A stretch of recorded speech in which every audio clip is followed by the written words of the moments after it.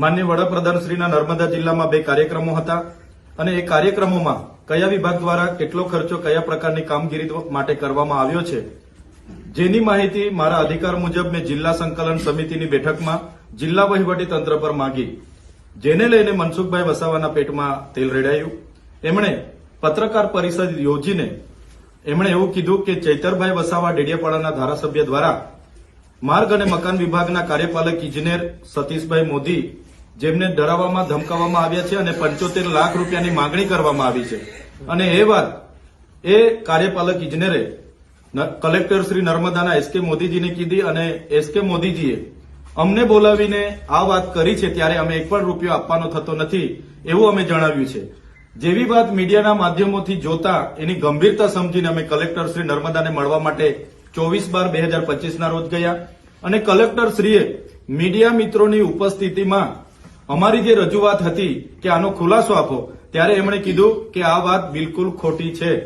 બાદમાં ગત રોજ કેટલાક મીડિયા મિત્રોએ કાર્યપાલક ઇજનેરનો સંપર્ક કર્યો। એમણે પણ કીધું કે હું તારીખ 7/12 થી રજા પર છું અને આવી કોઈ પણ જાતની રજૂઆત મેં કોઈ અધિકારીને કે કોઈ નેતાને કરી નથી।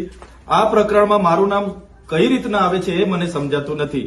ત્યારે આ બાબતને લઈને મનસુખભાઈ વસાવા બોખલાઈ ગયા છે અને એમણે એટલા હદ સુધી સરકારને અને ભાજપના પાર્ટીના ઉચ્ચ નેતાઓને ધમકી આપી કે હું રાજીનામું આપી દઈશ, પાર્ટી છોડી દઈશ।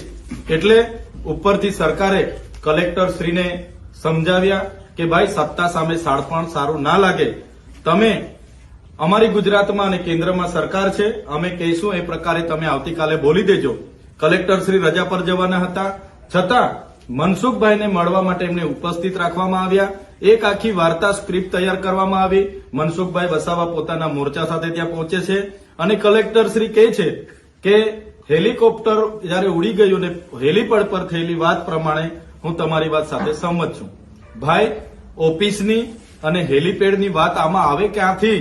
આપણે 75 લાખના તોડના તમે જે આક્ષેપ મારા પર કર્યા હતા એની ખુલાસાની વાત કલેક્ટરને કીધી હતી અને કલેક્ટરે ચોખ્ખી આ વાત ખોટી છે એવું કીધું।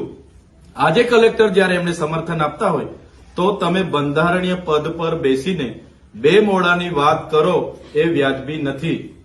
તમે અમે જે માહિતી માંગી છે એ માહિતી તમે અમને આપી દો અને અમે જે ખુલાસો માંગ્યો છે એ ખુલાસો પણ દિન 7માં કલેક્ટર શ્રી અમને આપે। અમારા રાજકીય કારકિર્દીને નુકસાન થાય અને અમારા શાખને નુકસાન થાય એવું અમે ક્યારેય સાખી લેવાના નથી અને જે પણ ખર્ચાઓ તમામ શાખાઓમાંથી 10 ગણા થયેલા છે એમના પર પણ અમે સીઆઈડીની માંગ કરીએ છીએ। સીઆઈડી તપાસ કરશે તો દૂધનું દૂધ પાણીનું પાણી થઈ જશે। કોની એજન્સીઓ છે? તો મનસુખભાઈના સાથેની એજન્સીઓ હોવાના કારણે એ પોતાની શાખ બચાવવા માટે એમનું ચાલ ચરિત્ર બહાર આવી ગયું અને બચાવવા માટે છેલ્લી પાયરી પર રાજીનામા આપવા સુધી ગયા છે। ત્યારે કલેક્ટરને અમને જાણવા મળ્યું છે ઈડી સુધીની ધમકીઓ ભાજપના નેતાઓ દ્વારા મળી છે। સરકાર દ્વારા પ્રેશર કરવામાં આવ્યું છે કે સત્તાની સામે શાણપણ યોગ્ય નથી, અમે કહીએ એ પ્રકારે તમારે નિવેદન આપવાનું છે। કલેક્ટર સાહેબની મજબૂરી હું સમજી શકું છું। એનો દબાવ જે પ્રકારે કલેક્ટર સાહેબ પર નાખવામાં આવ્યો એ દબાવવશ થઈને આજે એમણે પોતાની વાત ફેરવી તોડવી પડી છે। છતાં અમે એમની મજબૂરી સમજીએ છીએ।